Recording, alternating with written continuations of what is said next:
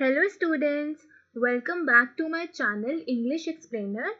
आज इस वीडियो में I will be teaching the sound of music chapter which has been taken from class 9th textbook Beehive. इससे पहले part 1 मैंने करा है इस चैप्टर का, द साउंड ऑफ म्यूजिक का ही, and this is part 2, the shehnai of Ustad Bismillah Khan. Now let us begin with the summary.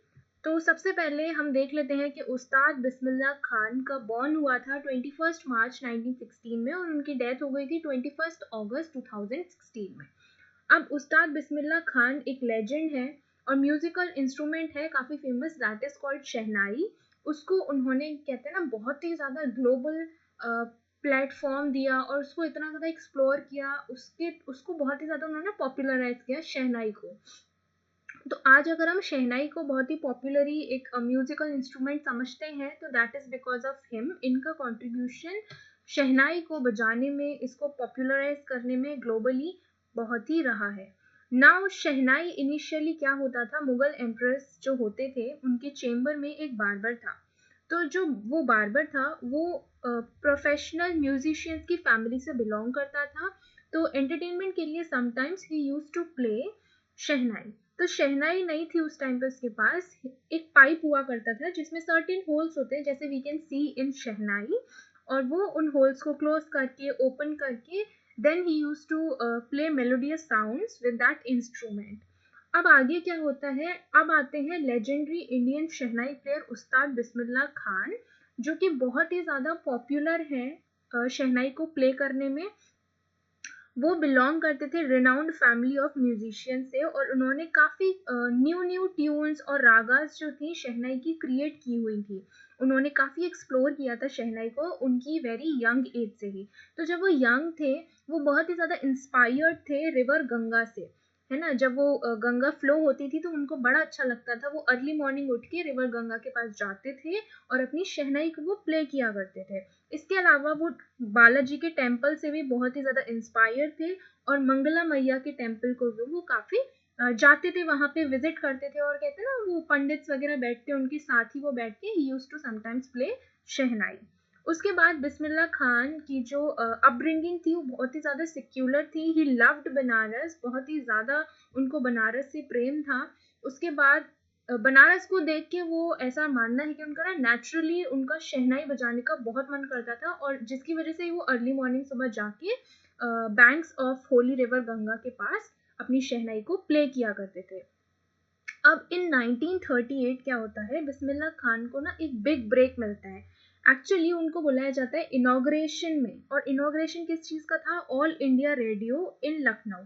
तो अब लखनऊ में जब उन्हें इस चीज़ के लिए बुलाया गया तो लेटर जब एक तो ये चीज़ थी जिसकी वजह से उनकी लाइफ में बिग ब्रेक आया। उसके बाद जब इंडिया इंडिपेंडेंट हो गई थी और ब्रिटिश रूल एंड हो गया था 15 अगस्त 1947 में, तो उस्ताद बिस्मिल्लाह खान ही फर्स्ट इंडियन थे जिनको बुलाया गया था इन ऑर्डर टू प्ले शहनाई, ताकि वो अपने नेशन को ग्रीट कर सकें और एक अपनी बहुत ही स्टेयरिंग और बहुत ही मज़ेदार परफॉर्मेंस दे दें। ओवर द ईयर्स क्या हुआ, उन्होंने ना बहुत ही इनफाइनाइट सक्सेस को अचीव किया और उनको बहुत ही इमेंसली लोगों ने प्रेज किया फॉर हिज म्यूजिक, क्योंकि काफ़ी ज़्यादा हमारे इंडिया में और everywhere we can see there are a lot of music lovers. तो ऐसे ही इनके भी बहुत सारे लवर्स थे both nationally as well as internationally, क्योंकि इनकी जो जिस तरह से ये प्ले करते थे वो बहुत ही ज़्यादा सोलफुल और डिवाइन होती थी। इसके अलावा इनको काफ़ी सारे अवार्ड्स और जैसे कि पद्म भूषण, पद्म विभूषण, पद्मश्री, इस तरह के अवार्ड्स इनको नवाजा गया।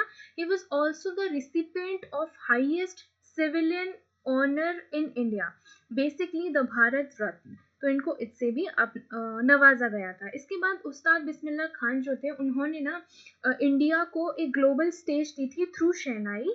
He was the first Indian who was invited to perform at the distinguished Lincoln Center Hall in the USA. तो जो बिस्मिल्लाह खान थे ये पहले पर्सन थे जिनको ना Lincoln Center hall in the USA में इनवाइट किया गया था अपनी परफॉर्मेंस देने के लिए। It is a big deal. इसके बाद उनको ना इनवाइट भी किया गया था कांस आर्ट फेस्टिवल में, तो उन्होंने वहाँ पर भी पार्टिसिपेट किया था। इस तरह से उन्होंने बहुत ही ज़्यादा ना इमेंस पॉपुलर हुए थे वो, और बहुत ही ज़्यादा उन्होंने फेम गैदर किया था। इसके बाद काफ़ी इस तरह की चीज़ों में उनको इनविटेशन देने के बाद नेशनली और इंटरनेशनल स्केल पे उन्हें काफ़ी लोग जानने लगे थे, तो बहुत ही ज़्यादा पॉपुलर हो गए थे। He was so popular that an opera house in Tehran was named after him. तो इतने पॉपुलर हो गए थे कि उनके नाम से ही एक तेहरान में ओपरा हाउस बनाया गया था जिसका नाम था ताहर मौसीकी उस्ताद बिस्मिल्लाह। इसी के साथ ही हमारा चैप्टर एंड होता है when we come to know on 21 August 2006। जैसा कि मैंने बताया, इस दिन उनकी डेथ हो गई थी और उन्होंने इसी दिन अपनी लास्ट ब्रेथ ली थी। और so now through this chapter we come to know कि उस्ताद बिस्मिल्लाह खान जो है, उनका जो म्यूज़िक था वो उनकी यूनिवर्सल लैंग्वेज बन गई थी। लोगों ने उन्हें बहुत अडोर किया था, बहुत प्यार दिया था, without irrespective of his caste, creed, colour और रेस। अगर आपको एक्सप्लेनेशन बहुत अच्छा लगा है then like my video and subscribe to my channel. Thank you for watching.